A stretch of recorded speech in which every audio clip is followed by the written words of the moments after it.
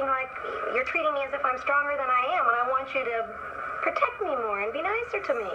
Are you aware of your smile? You don't believe a word what you say. I do too, but I know you're going to pick on me for it. Sure, you're bluff, you're phony. Do you believe you're meaning that seriously? Yeah. If you say you're afraid and you laugh and you giggle and you squirm, it's phony. You put in a performance for me. Oh, I resent that very much. Can you express it? Yes, sir. I most certainly am not being phony. I will admit this. It's hard for me to show my embarrassment, and I hate to be embarrassed. But boy, I resent you calling me a phony. Just because I smile when I'm embarrassed or I'm put in a corner doesn't mean I'm being a phony. Wonderful, thank you. You didn't smile for the last minute. Well, I'm mad at you. That's right. You didn't have to cover up your anger with your smile. Now, in that minute, you were not a phony. Well, at that minute I was mad, though. I wasn't embarrassed. In other words, when you're mad, you're not a phony. On my way. Yeah, I'm on my way to therapy, Mom. Yeah, oh, shit, hold on. Damn, the baggage. Okay, I'm back. Mom. Hi, buddy. How's it going? Yeah, I'm on my way. Carrying a lot, you know.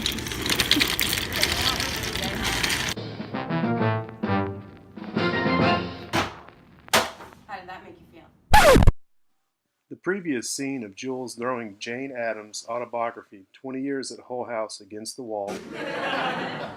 This is a do-not example of awareness.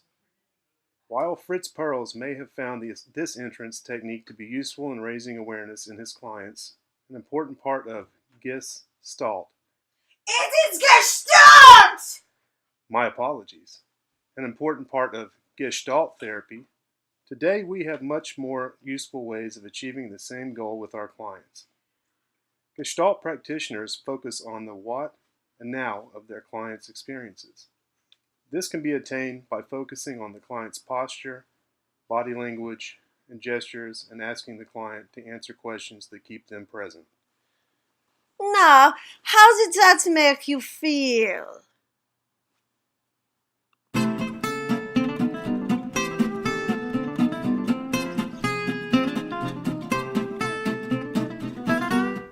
How are you feeling right now in this moment as you talk about this?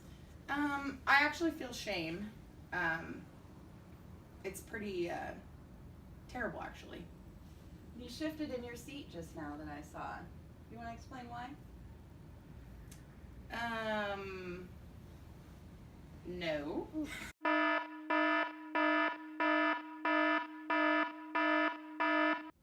I just feel like it's hard to connect when you have nothing in common. And then you feel disrespected because someone is just treating you like a piece of crap. Continue with these you statements. This is helpful. As a practitioner of Gestalt therapy, Eureka! You got it! thank you. We don't want to ignore language such as you statements. These types of statements may detach the client from their own personal feelings. Instead, I statements follow the client to take responsibility for their own feelings. I feel German.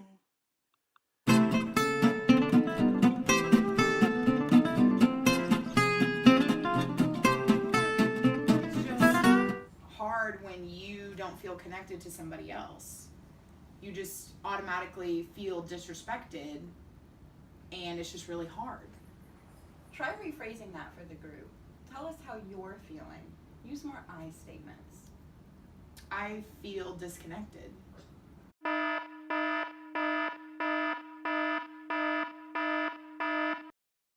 And then you mix the ammonia with the bleach. Gestalt practitioners aren't trying to create mustard gas during their group experiments, but rather the goal is to heighten the client's awareness and understanding by hands-on activities. It is not A plus B equals C where Gestalt therapy is concerned. The end result of the experiment is typically unknown to its organic nature. In other words, A plus B equals whatever your client has created. Not to be confused with therapeutic techniques which have an outcome in mind from the start. An example of a Gestalt experiment would be to have a group member create a dialogue between two parts of themselves. For instance, if this individual is having trouble deciding if they should continue their education and go back to college, or stay at the job they are currently at, he or she will have his or her emotional side, what they truly want, will converse with their inner critic or doubt.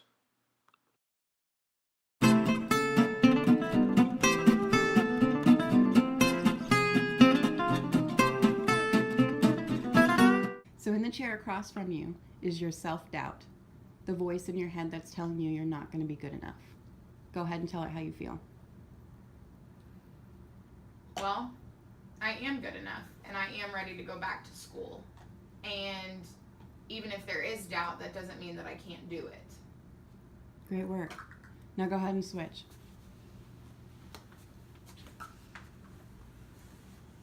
What is that inner critic saying to you? Well, what are you going to do when you doubt yourself? Are you just going to fail like you do every other time? Or are you just going to run away from your problems like you always do?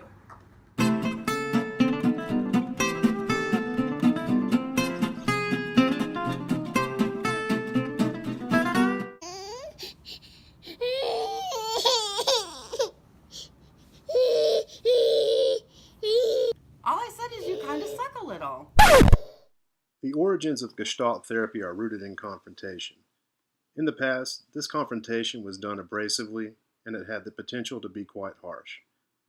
Ethically, we now know that imposing on group members and clients is not helpful and, in fact, can be quite detrimental to specific populations of help seekers. It is important for the practitioner to confront group members to keep them present in the here and now, and to stay on track with the specific experiment as it progresses. The group experiments grow out of the relationship within the group dynamic, and that dynamic should be done one of safety and respect. Remember, we should be finding ways in which to challenge our clients and group members to grow, but we should also be respectful to their boundaries and maintain a safe group dynamic. The client has to perform their own seeing, feeling, and interpreting. It is not the role of the group leader, but with Gestalt therapy practice, the group leader must sometimes usher group members in the right direction.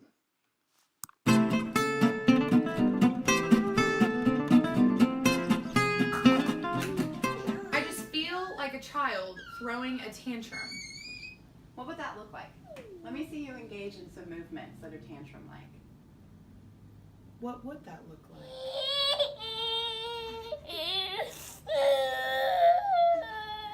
Sit in it! Sit in it!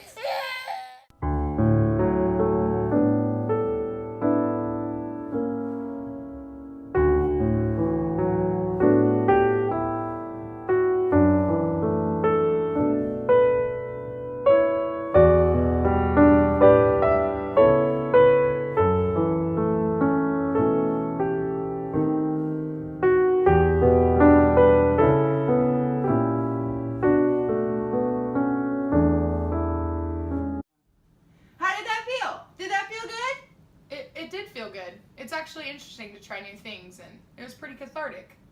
Oh.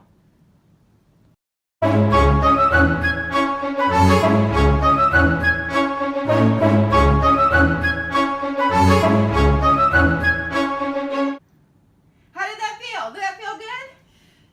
It did feel good. Trying new things is hard, obviously. But it was actually really good. How did that feel? You know, trying new things is hard, obviously. Damn it.